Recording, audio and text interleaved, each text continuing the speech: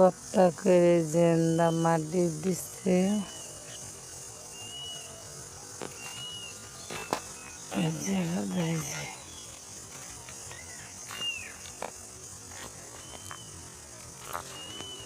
ছুটতেছে, এই যে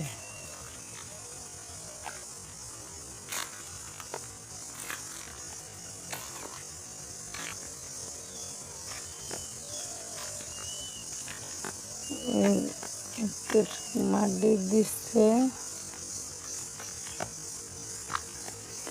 আর এই যে জায়গার কলা গাছ সব কেটে পরিষ্কার করাইছি।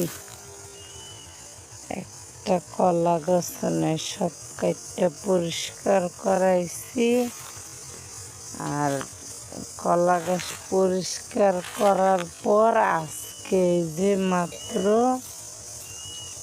এই কোনা থেকে এইটুক মাটি ফেলাইছে আজকে।